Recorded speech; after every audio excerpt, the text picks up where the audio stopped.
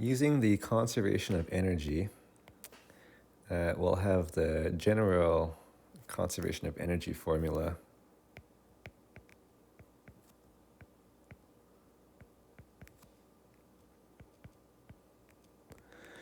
This is it.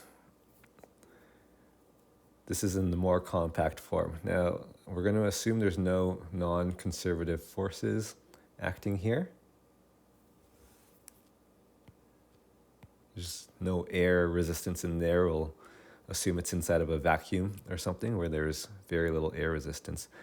So then we're going to have the change in potential energy plus the change in kinetic energy has to equal 0. The total change in mechanical energy has to equal 0.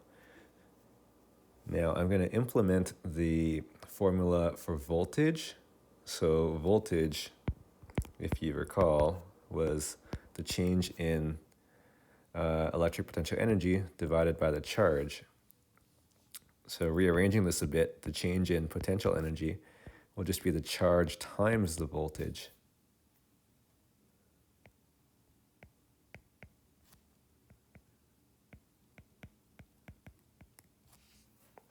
Okay, so I can replace kinetic energy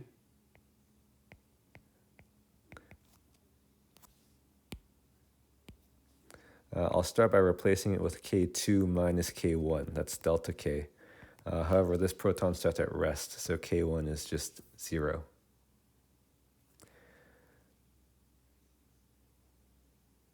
So then, keeping on going,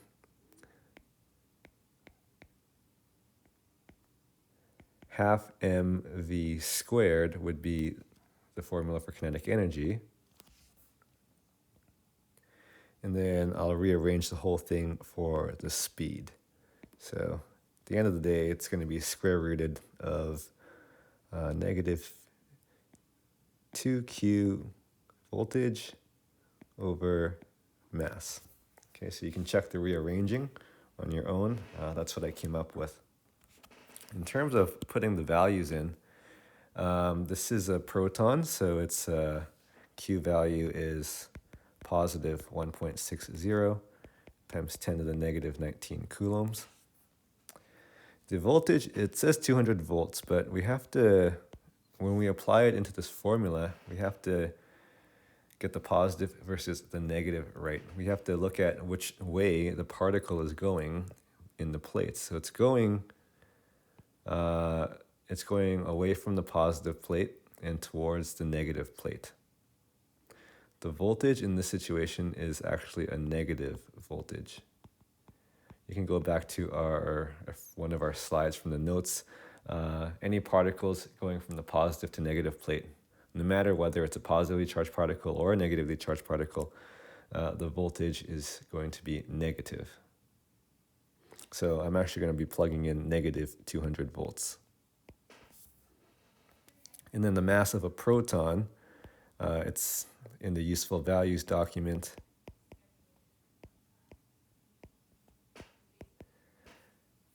So that's what I'm plugging in.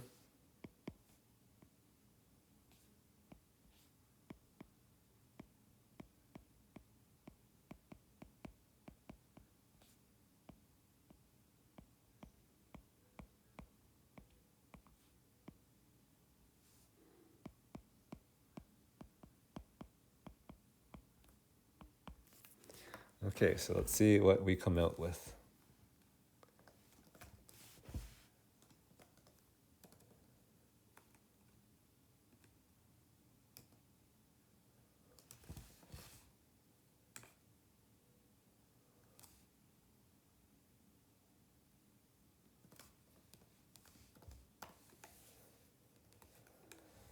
Okay, typing this in for the first time, there's so much stuff that we're typing in that it's easy to make an error. So if one of you gets something different, please let me know.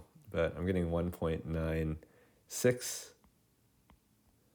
times 10 to the power of 5 meters per second.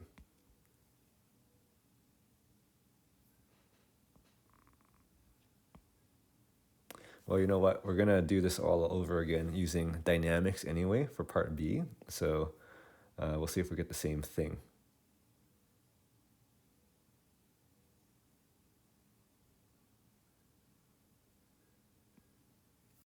So for the dynamics solution, we'll have Newton's second law. For the acceleration, if we turn to the big five, we have this equation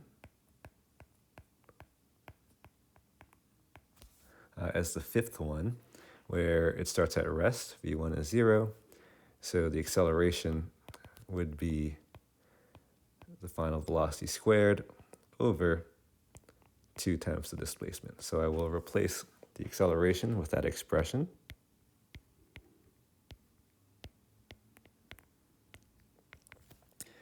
The net force through in parallel plates would be Q times E.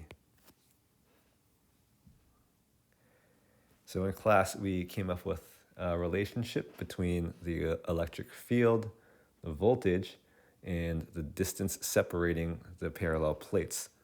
And that relationship, what is that relationship?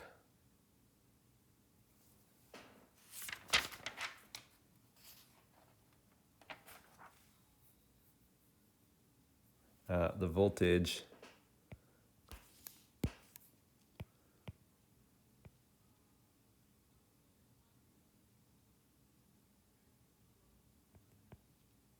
is equal to ED, or the electric field will be the voltage divided by D.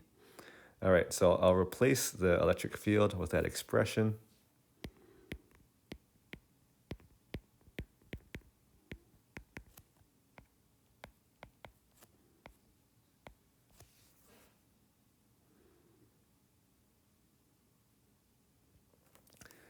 So it looks like our displacements cancel out here. And rearranging for the final speed, I'll get the square root of 2q voltage.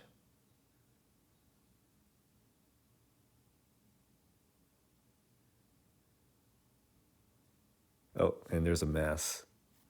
Forgot about this mass here.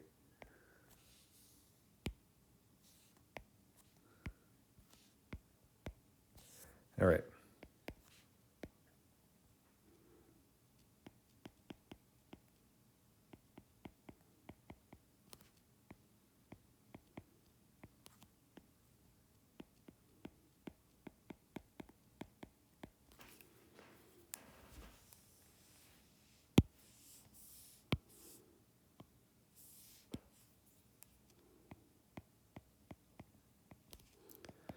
Okay, so let's put that in.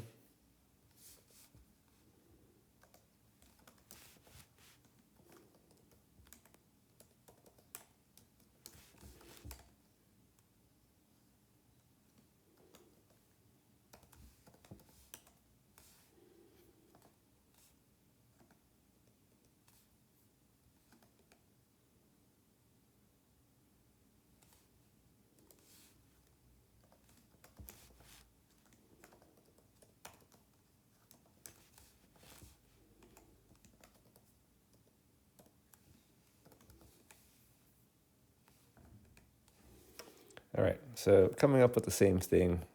I think it's the exact same expression as last time anyway. So this is just kind of typing it in my calculator a second time, hoping I get the same thing. And it looks like I did.